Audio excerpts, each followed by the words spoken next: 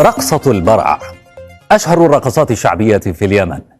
اسمها مأخوذ من البراعة، عمرها آلاف السنين، رقصة حربية تاريخية تشبه المبارزة وتكتيكات الاصطفاف، كلها حيوية، كلها إيقاع، انقضاض، كر وفر، يؤديها الرجال في المناسبات الاجتماعية والوطنية.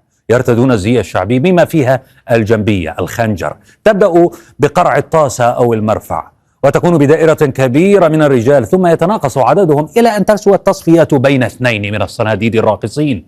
اثنان، هذا يسمى في هذا الطور الهوشلية. تتنوع طبعا بتنوع القبائل والمناطق، فهناك مثلا الهمدانية والحارثية والحيمية وغيرها الكثير.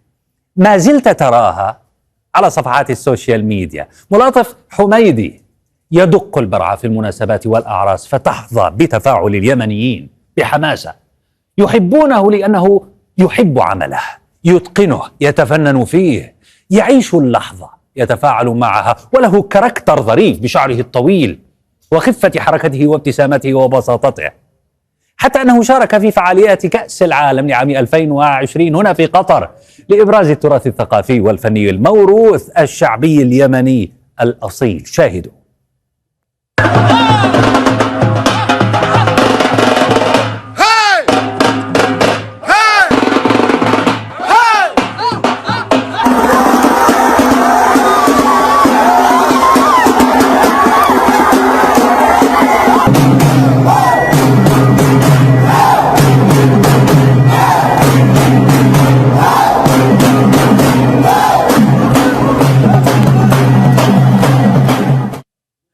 لكنه تعرض لحفلة أو حملة تنمر وضغوطات إثر اتهامات له بنسب اسمه إلى قبيلة في اليمن لا ينتسب إليها، فاعتذر وأوضح اللبس في اسمه المستخدم على منصات التواصل. استمعوا إليه. تحيات لآل بيت الحميدي، واعتذار بسيط بسبب أنه اسم ملاطف حميدي القملي من حراس وليس الحميدي. تحياتي له.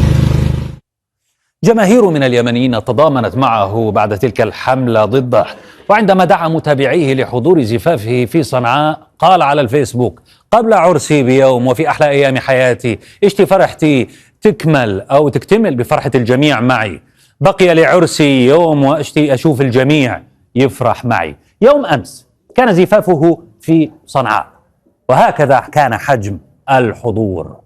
حشد غفير استجاب لدعوة الشاب، جموع غفيرة تضامنت معه بغض النظر عن القبيلة أو الانتماء العشائري، فقط لإفراح ملاطف في يوم زفافه.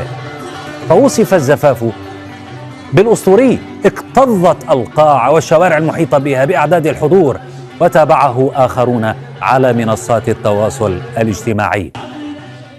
مما جاء في منصات التواصل الاجتماعي من تغريدات في نبذ الطبقية والعشائرية والتعصب القبلي. أتوقف مع خليل العمري يقول لك: هذا حشد كبير لليمنيين الرافضين للعنصرية والتمييز على أساس المهنة واللون أو الدخل المادي أو الجنسية. التقسيمات الطبقية في المجتمع التي تنتقص من بعض العاملين في بعض المهن أو الألوان أو من الفقراء ينبغي أن ندوسها جميعا بأقدامنا.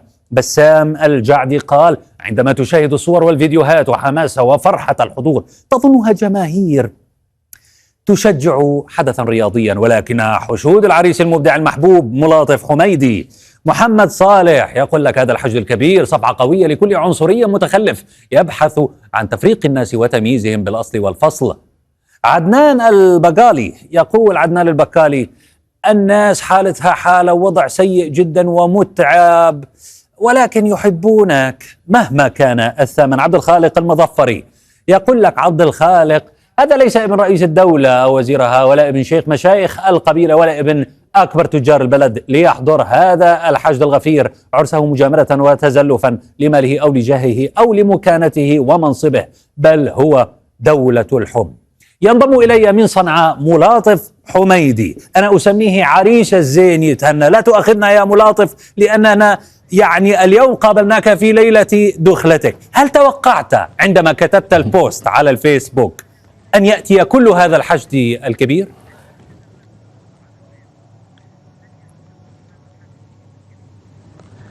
أولا بسم الله الرحمن الرحيم.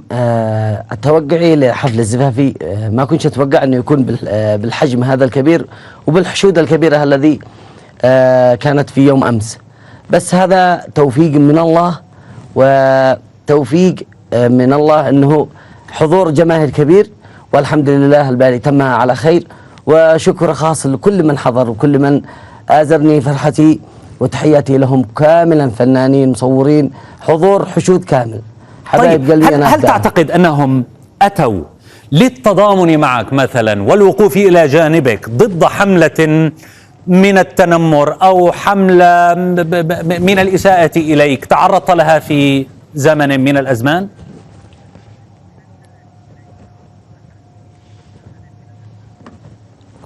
لا، حضور الجماهير هذا حب من الله يعني، وتوفيق من الله أولا قبل كل شيء، ويعني إقبال بما أن تقدمه للناس بفنك وأدائك، فالكل يشتي يحضر زفافك، يشتي يشوفك وأنت عريس، فكانت الحشود كبيرة والكل اتضامن وجاء الحفلة. طيب ملاطف، يعني هل تعتقد أن الجيل الجديد في اليمن يعني ربما تجاوز مسألة العشائرية، يريد أن يتمرد على الطبقية؟ هناك مفاهيم حديثة تسود بين أبناء الجيل؟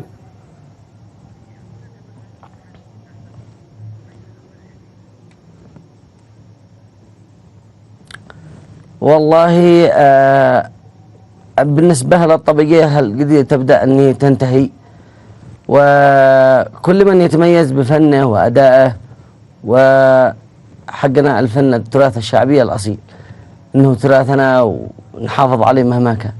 بالتوفيق يا عريس الزين، وإن شاء الله بالرفاء والبنين يا ملاطف حميدي. كنت معي من صنعاء.